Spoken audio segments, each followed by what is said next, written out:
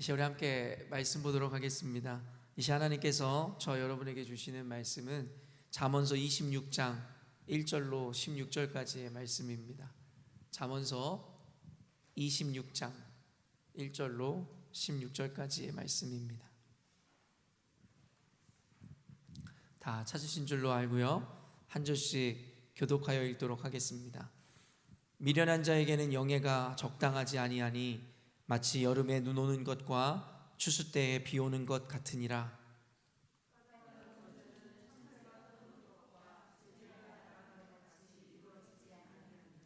말에게는 채찍이요 나귀에게는 재갈이요 미련한 자의 등에는 막대기니라.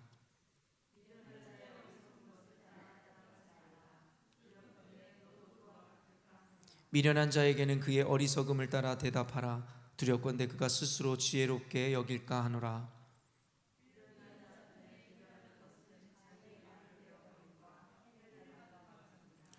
저는 자의 다리는 힘없이 달렸나니 미련한 자의 입의 잠언도 그러하니라.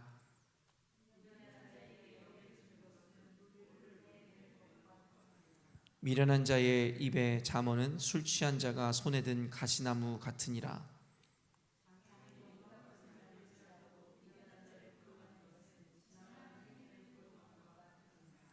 개가 그 토한 것을 도로 먹는 것 같이 미련한 자는 그 미련한 것을 거듭 행하느니라.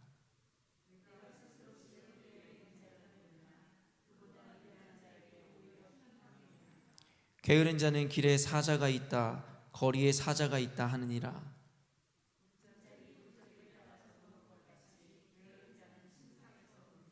게으른 자는 그 손을 그릇에 넣고도 입으로 올리기를 괴로워하느니라.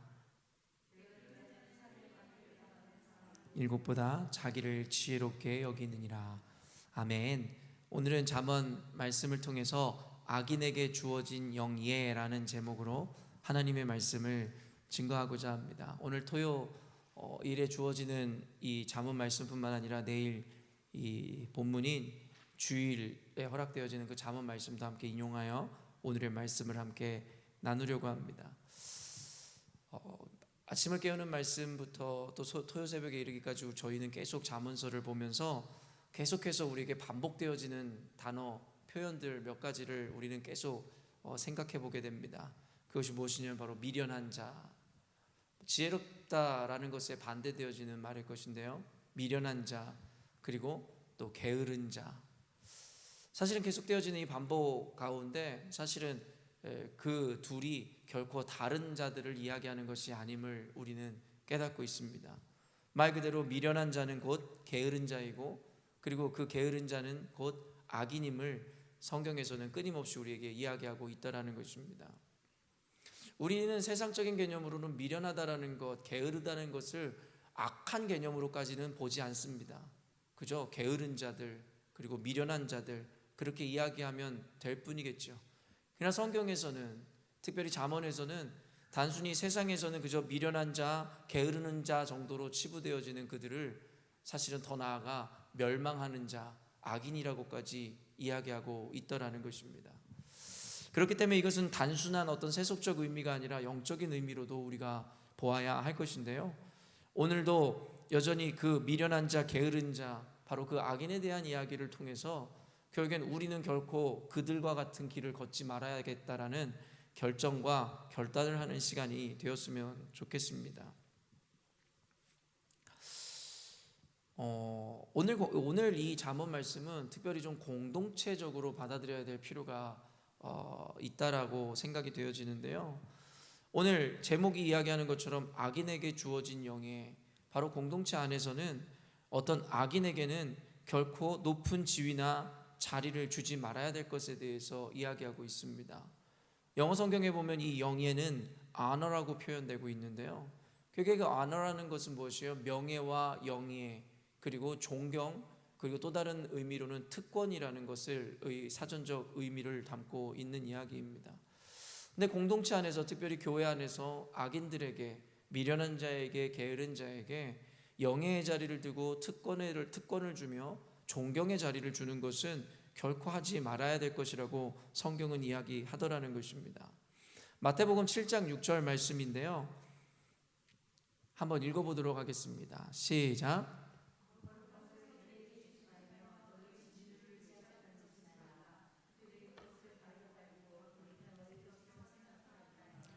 사실은 다양한 의미로 해석되어질 수 있는 말씀인 것인데, 말 그대로 그 가치를 모르는 개나 돼지에게 가치로운 것을 주지 말라고 이야기하고 있는 것이에요. 왜냐하면 그 가치를 알지 못하는 그들에게는 그 가치가 무가치가 될 뿐만 아니라 도리어 그로 말미암아 너희를 찢어 상하게 할까 염려한다라고 성경에서 이야기하더라는 것입니다.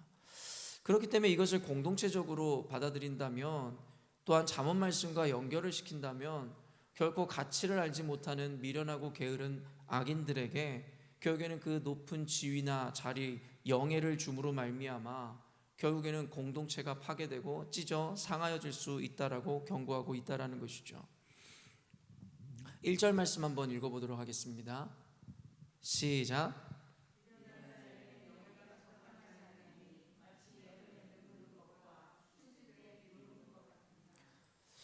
그래서 사실은 오늘 본문의 1절, 3절, 8절에 대해서 이 매일 성경의 해설자가 아주 잘 해석해 놓았는데, 제가 그대로 한번 읽어드리도록 하겠습니다.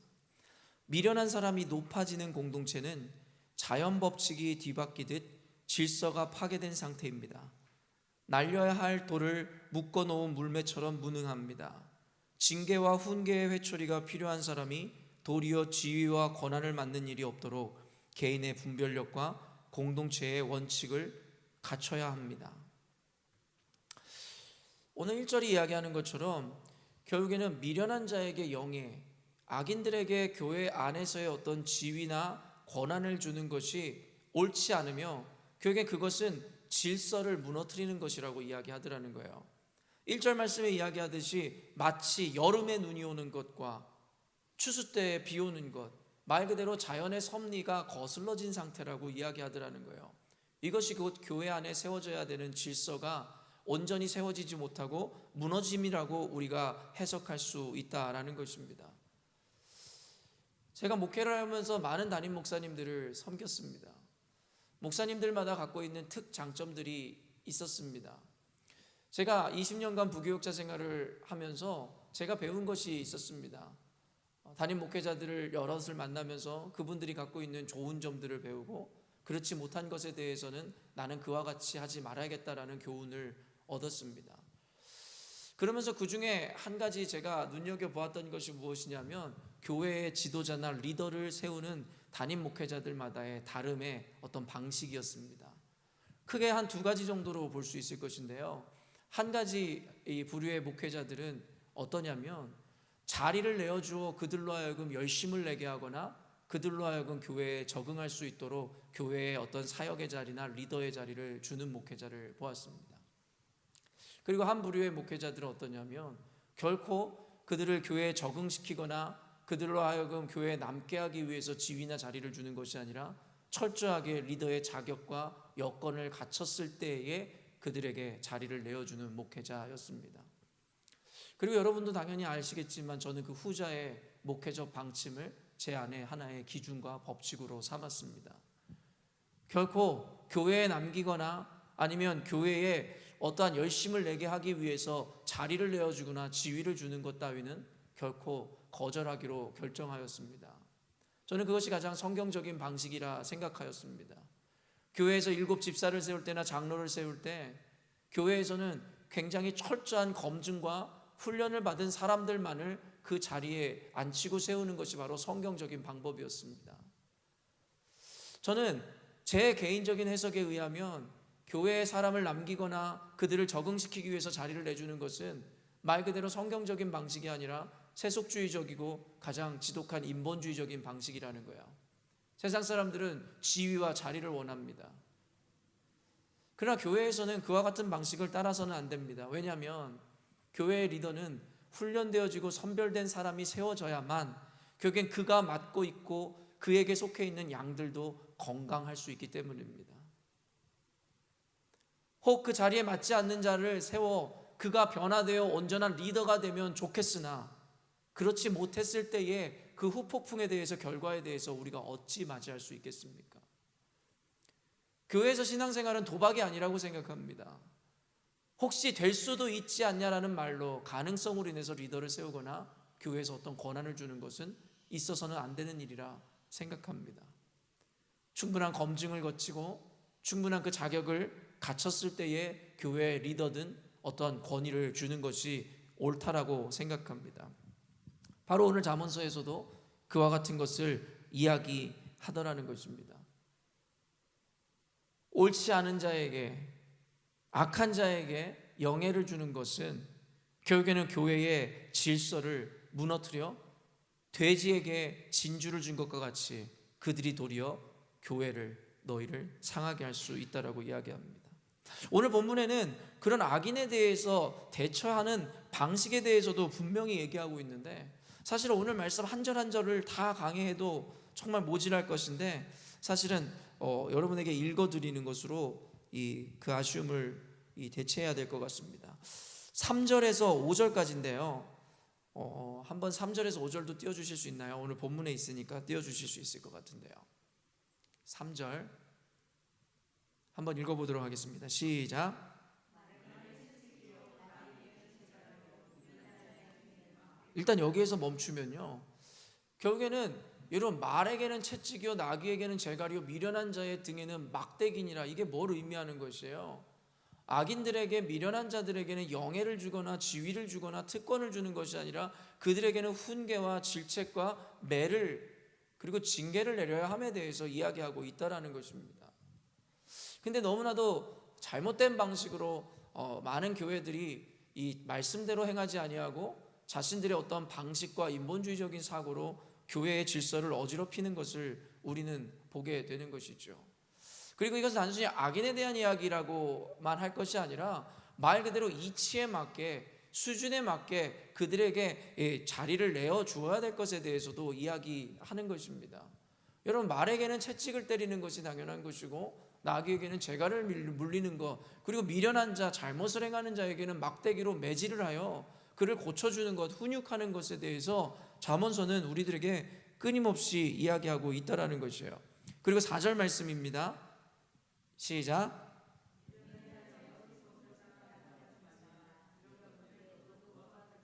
결국에 미련한 자와 함께 말을 섞지도 말고 그들이 행하는 것에 농락당하지도 말고 동의하지도 말라는 것입니다. 왜냐하면 결국엔 그로 말미암아 너희도 그와 같아질까 두렵기 때문이라고 이야기하는 것이고, 5절 말씀입니다. 시작.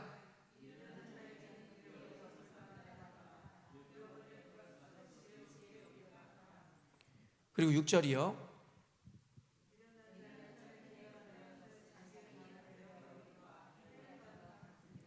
결국에 미련한 자에게는 미련한 자에게 합당한 방식으로 그를 대처하고 결국에는 그와 함께하거나 동행하지도 말 것에 대해서 잠언서는 이야기합니다. 이것은 단순히 요즘의 세속에 속한 이들이 이야기하는 관용과 사랑이랑은 전혀 다른 의미의 개념이라는 것이에요. 결국에는 미련한 자, 악인들과 함께 말을 섞고 그들의 말을 따름으로 결국에 어설프게 보여주는 관용으로 말미암아 너희들의 인생까지도 망칠까 두려워한다라는 것이 성경의 가르침입니다. 여러분, 제가 언젠가도 이야기했지만 헤렘법이라는 것을 하나님께서는 이스라엘 백성들에게 명령하셨어요. 그 헤렘법이라는 것은 바로 진멸법을 의미한다 이야기했습니다. 왜 하나님은 아까도 이야기한 것처럼 인자와 자비가 무궁하시고 성실하신 주님이신데 어떻게 이방 민족에 대해서 그렇게 잔혹하게 이렇게 이야기하실 수가 있는가에 대해서 우리는 초기에 많은 고민을 그리고 의아함을 자아낼 수 있었습니다. 그러나 지금에 와서는 우리가 이해 안 되지 않는다라는 것은 무엇이냐면 말 그대로 하나님께서는 철저하게 하나님의 자녀들의 삶을 구원하시고 싶으셨고 악으로부터 멀리하게 하기 원하셨다라는 그의 의지를 나타내는 것이 바로 헤렘법입니다. 단순한 세속적인 관용과 사랑의 정신으로는 하나님의 그와 같은 사랑을 이해할 수 없을 것이에요. 도리어 하나님을 너무나도 야박하고 하나님을 잔인한 분으로 우리가 매도할 수 있겠죠. 그러나 지금 정도 우리가 신앙생활을 해왔고 성경을 본 이들이라면 결국엔 하나님의 그 사랑, 그리고 악과는 결코 타협하거나 악의 흉내도 내지 말라는 하나님의 단호함에 대해서 이해하고 있을 것이라는 것이죠. 그리고 이 시대 교회 가운데 필요한 것은 바로 그와 같은 하나님의 분명하고 단호한 이 법이고 질서라고 확신합니다. 잠언서에서는 그래서 오늘도 우리들에게 그와 같은 질서를 이야기하고, 매일 성경의 해설자마저도 결국에는 개인의 분별력과 공동체의 원칙을 갖춰야 될 것에 대해서 이야기합니다. 그리고 그 원칙은 바로 말씀대로라는 것입니다. 결코 타협을 불허한다라는 것이죠. 그렇기 때문에 우리는요, 그런 타협을 불허하는 모습에서 우리는 뭔가 냉정하다, 차갑다를 느끼는 것이 아니라 그 안에서 진정한 사랑을 발견할 수 있어야 되는 것입니다. 이 세상 가운데 우리가 갖춰야 되는 그 사랑이 바로 이와 같은 사랑이고, 잠언서에서 이야기하는 것처럼 자녀들에게 매를 아끼지 말라는 것이 단순히 무차별적으로 아이를 가해하거나 아이에게 폭력을 행사하라는 것이 아니라 사랑의 마음으로 그 아이의 인생을 바로잡아주라 이야기하는 것이 바로 성경에서 이야기하는 사랑과 관용의 개념이라는 것입니다.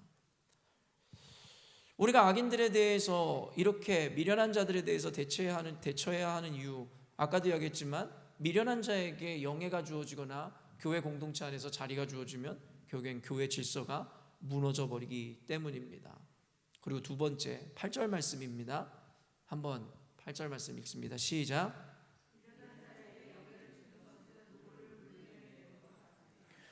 말 그대로 미련한 자에게 영예를 주는 것은 돌을 물매에 매는 것 같이 바로 비효율적인 결단이라고 성경은 이야기합니다. 이런 물매가 뭔지 아시죠? 이 슬링샷이라고 하는데요, 말 그대로 새총을 의미하는 거예요. 뭐 우리가 생각하는 그 새총의 모양은 아닐 것인데, 고대의 물매는 말 그대로 돌을 날려서 적에게 명중시키거나 그들을 가해하고자 하는 이 어떤 동물을 막아내는 역할을 했던 것이 바로 물매였습니다.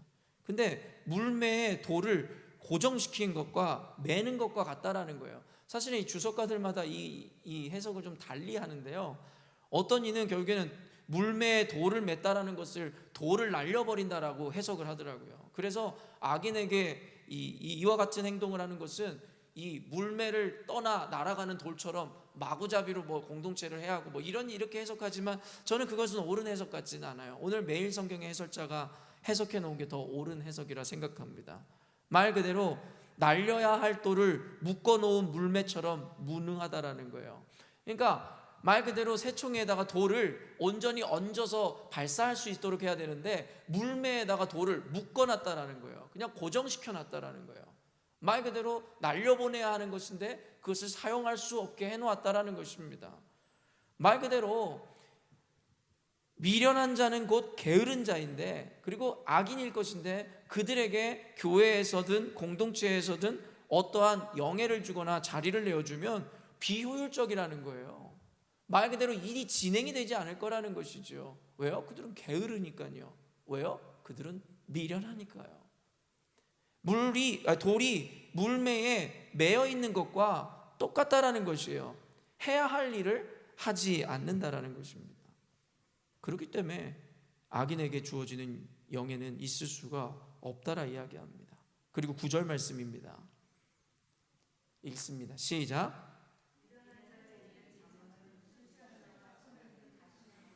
미련한 자의 입에 나오는 잠언은 무엇을 이야기합니까? 악인들이 이야기하는 것이 그 말씀이라 할지라도, 악인들이 이야기하는 것이 지혜라고 이야기한다 할지라도, 악인들에게 나오는 그 지혜는 결국엔 술 취한 자가 손에 든 가시나무 같다라는 것이죠. 여러분 그냥 상식적으로 생각해 보라는 거예요. 술 취한 사람이 손에 가시나무를 들고 있다 생각해 보세요. 어떻습니까? 위험하다는 거예요. 위험하다는 것입니다. 공동체의 질서를 무너뜨리고 공동체의 발전에 비효율적으로 저해하며 결국에는 위험하다라는 것이에요. 그렇기 때문에 악인들에게 영예가 걸맞지 않다라는 것이죠. 그리고 11절 말씀 읽습니다. 시작.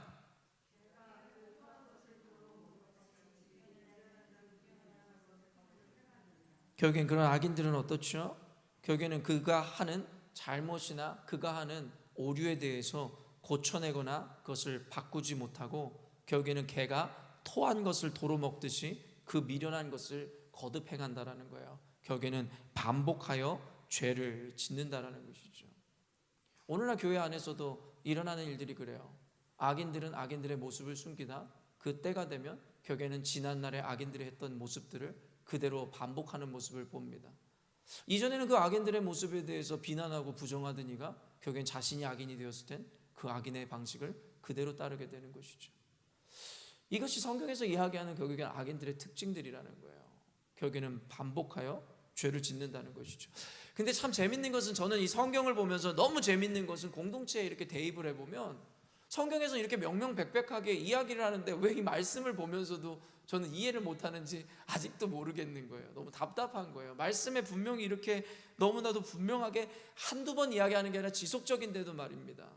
근데 이해가 안 될 것도 없는 것이, 성경에 보면 하나님이 그 마음을 막으시고 그 눈을 가리셔서 눈앞에 아무리 보여주고 말씀이 열려도 이 예언서에 이야기하는 것과 같이 결국엔 닫힌 말씀이라는 거예요. 잠겨져 있는 말씀이라는 거예요. 도무지 악인들은 그 말씀이 보여도 보지 못하고 들려도 듣지 못한다라고 이야기할 때 이해 안 될 것도 없으나 그냥 인간적이고 상식적으로 보면 저는 답답한 마음을 숨길 수가 없게 되더라는 것이죠. 그런데 이것은 그 어떤 누군가에 대한 이야기가 아니라 어쩌면 저와 여러분도 이와 같은 악인과 미련하고 게으른 자의 모습 가운데 노출되어 있을 수도 있다는 거예요.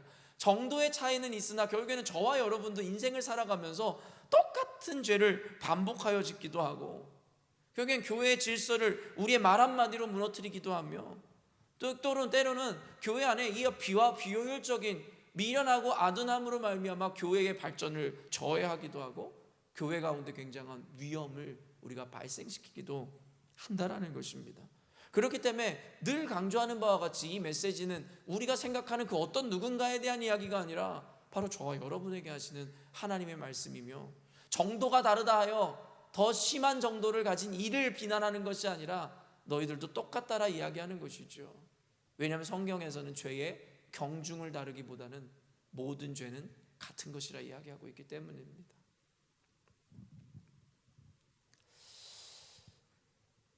그래서 성경은요, 우리들에게 악인이 되지 말라는 거예요. 미련한 자가 되지 말고 의로운 자가 되고 지혜로운 자가 되고 게으른 자가 되지 말고 성실한 자가 돼서 교회 안에서 영예를 얻으라는 것입니다. 특권과 명예와 지위와 권위를 얻으라는 것이에요.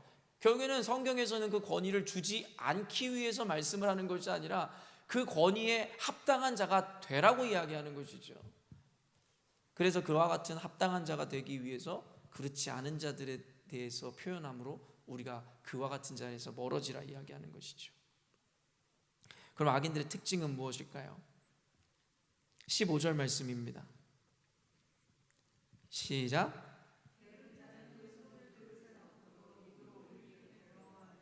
말 그대로 손을 그릇에 넣는데, 이게 참 표현이 재밌는 게, 이제 밥을 먹어야 되는데 그릇에 손을 넣는데 이것을 들어 올리질 않는다는 거예요. 그게 게을러가지고 그 정도로 하지 않아서 자기가 해야 함에도 불구하고 먹어야 됨에도 불구하고 안 한다라는 거예요. 여러분, 교회 안에서 게으른 자들이 이와 같다라고 성경은 이야기하는 거예요. 저는 이것을 좀 교회 상황에 대입시킨다면 결국에는 책임을 지지 않는 자들이 그렇다라는 것이죠. 특권은 누리고 싶어하고 권리는 누리고 싶어하는데 교회 안에서 그 어떤 책임도 지려 하지 않는 거예요. 교회에서 어떤 봉사활동이 있다든가 교회에서 그 어떤 책임의 자리가 있을 때는 그것은 회피하죠. 그래놓고 말은 많이 하죠. 교회의 재정에 대해서 논하는 지난날의 악인들이든 결국엔 자신들은 교회의 헌금에 대한 의무든 그 어떤 것도 하지 않습니다. 교회 청소 상태가 왜 이러냐고 지적하는 그들은 결국엔 교회에서 청소 봉사활동이 있을 때는 청소하지도 않습니다. 교회 행정이 왜 이러고 교회 시스템이 왜 이러냐고 이야기하는 자들에게 도움을 구하면 결국엔 그들은 나 몰라라는 것을 우리는 보게 되더라는 것이죠. 아까도 이야기했지만 성경에서 악인은 미련한 자, 게으른 자 모두를 지칭한다 이야기했습니다. 그러면 지난날에 교회에 있었던 이들이든 아니면 나의 모습을 비춰볼 때에 결국 교회에 있는 것에 대해서 어떤 책임도 지려하지 않았던 이들을 우리가 과연 의롭다 이야기할 수 있고 그들에게 영예가 합당하다 이야기할 수 있겠습니까? 성경에서는 그런 이들이 바로 바리새인들이었다 이야기합니다. 악인들에게 지위와 명예가 주어지니 결국엔 유대 사회와 신앙이 무너질 수밖에 없었습니다. 그들은 결국에 손가락 하나 까딱하지 않는다고 예수님께서 지적하죠. 남에게 등에 짐을 지우고 자신은 손가락 하나 까딱하지 않는다. 그게 바리새인이고 결국엔 게을러 책임을 지지 않는 바로 악인들에 대한 이야기라 할 수 있을 것입니다. 그리고 두 번째 16절 말씀인데요, 한번 읽어보겠습니다. 시작.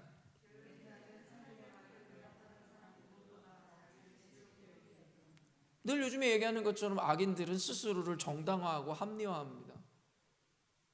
여기 나오듯이 결국에는 그 악인은 뭐래요? 사리에 맞는 대답하는 사람 7보다 자기가 옳다라는 거예요. 그러니까 지혜로운 7사람이 아무리 이야기를 해줘도 자기 한 사람이 더 지혜롭다라고 이야기한다라는 거예요. 여러분, 너무나 실제적이잖아요. 교회 안에 이루어지는 악인들의 모습들이 똑같잖아요. 아무리 말씀을 전해주면 뭐하고 합리적이고 논리적이고 옳은 이야기를 하고 증인들을 두세 사람 세워 이야기하면 무엇합니까? 아무 의미가 없다라는 거예요. 늘 자기가 무조건 옳아요. 여기서 성경에서는 7명을 이야기했지만 아니요, 100명, 1000명, 10,000명이 와도 마찬가지입니다. 그냥 무조건 자기가 옳은 거예요. 그게 바로 악인들의 특징입니다. 스스로를 늘 정당하고 합리화합니다. 성경에서 이야기하는 의로운 이들은 스스로의 죄인됨을 인정합니다. 스스로가 한계에 갇혀 있음을 알고 있습니다. 내 경험과 지식과 내 논리와 합리가 늘 옳은 것이 아니다라는 것을 늘 견지하고 따라갑니다. 그렇기 때문에 스스로 옳다 주장하지 않습니다. 늘 말씀에 비추어 공동체 상황에 비추어 자신을 깎고 낮추려고 노력할 뿐입니다. 그리고 내일 말씀인데요, 잠언이 원래 통으로 연결이 되는 건데 잠언 26장 20절에서 22절까지인데요, 한번 준비된 말씀 읽어보겠습니다. 시작.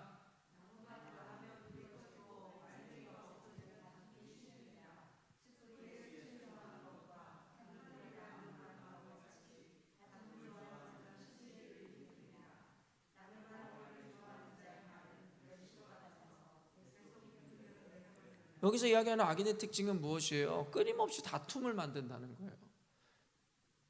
결국엔 마귀나 악인들이 행하는 일은 똑같습니다. 교회를 분란을 일으키고 교회를 와해시키고 나누려고 하죠. 끊임없이 다툼을 일으켜요. 그러니까 주변에 여러분도 보세요. 언젠가 사회심리학자가 이야기한 얘기를 했듯이 악인들은 늘 우리 곁에 있다라는 거예요. 평소에는 근데 모른다라는 거예요. 그 때가 되면 드러낸다라는 게 종교학자가 아니라 그냥 사회학자가 이야기하는 거란 말이에요. 그러니까 늘 악인들은 존재하는데, 여러분, 우리가 그 악인들이 어떤 자들인지를 우리가 분별해내야 된다는 거예요. 그래서 교회 규율을 세워야 된다라고 아까 매일 성경의 해설자도 이야기하는데, 여러분 뭐예요? 주변에 보세요. 늘 다툼을 일으키는 자가 있는지, 끊임없이 남을 모함하고 결국엔 남 말하는 것을 좋아해서 교회 공동체 가운데 끊임없는 다툼과 갈등을 만드는 자들이 주변에 있다면 여러분 피하십시오. 아까 잠언서 전에도 이야기했지만 말을 섞지 마시고 동조하지도 마십시오. 그로 인해서 그가 스스로 지혜롭다 여길까 두려워한다라고 잠언서에서 이야기합니다. 여러분이 악인의 이야기를 들어주는 것도 여러분도 같이 죄를 범함을 잊지 마십시오. 여러분들은 그것이 사랑이라 생각하는지 모르겠으나 잠언서에서는 도리어 너희들의 행동으로 인해서 악인이 스스로 지혜롭다는 것을 도와주었다라 이야기합니다. 열린목교회에서 수도 없이 일어난 일들입니다. 참 안타깝고, 저는 이 말씀을 보면서 어떻게 이렇게 교회 상황에 정확하게 하나님 말씀하실까라는 생각을 해보게 되었습니다. 끊임없이 여러분 말쟁이가 되어서 다툼을 일으키고 질서를 무너뜨리려 하고 결국엔 남의 이야기 뒷담화를 함으로 말미암아 결국에 공동체에 끊임없는 분란을 일으킵니다. 더 많은 것이 사실은 숨겨져 있는데 시간 관계상 한 가지만 더 짚습니다. 26장 24절에서 25절입니다. 읽습니다. 시작.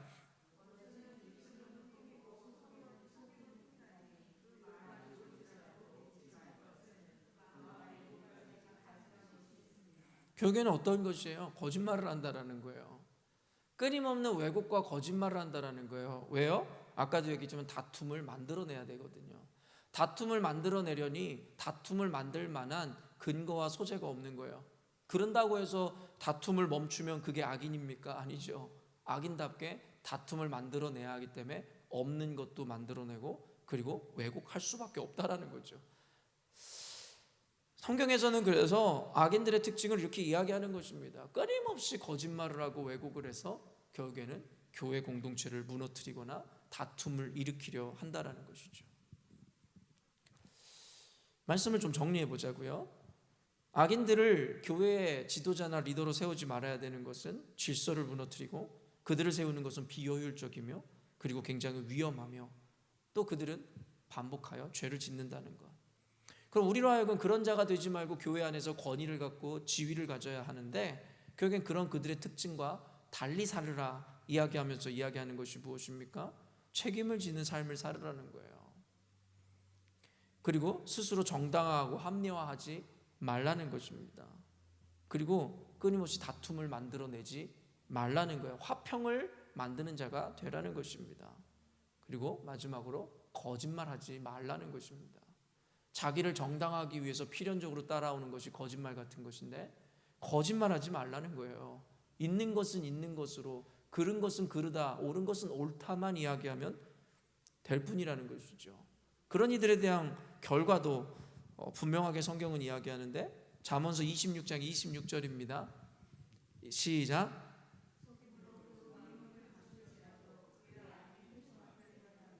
여러분, 시간이 지나면 모든 것이 다 드러납니다. 우린 인생에서 교훈을 얻잖아요. 그 순간은 여러분 혼란이지만 시간이 지나면 만천하에 다 공개가 된다라고 성경은 이야기합니다. 회중 앞에 드러난다라는 거예요. 말 그대로 망신을 당하게 되어 있다라는 것입니다. 그렇기 때문에 오늘 살아가는 저와 여러분도 스스로의 삶에 대해 책임을 져야 되는 거예요. 아무도 모른다 생각하지 마시고 스스로 짓는 악에 대해서 언젠가는 만천하에 공개되어 망신을 당할 수 있음에 대해서도 우리가 늘 생각해야 하는 것이죠. 그리고 마지막으로 잠언 26장 27절입니다. 시작.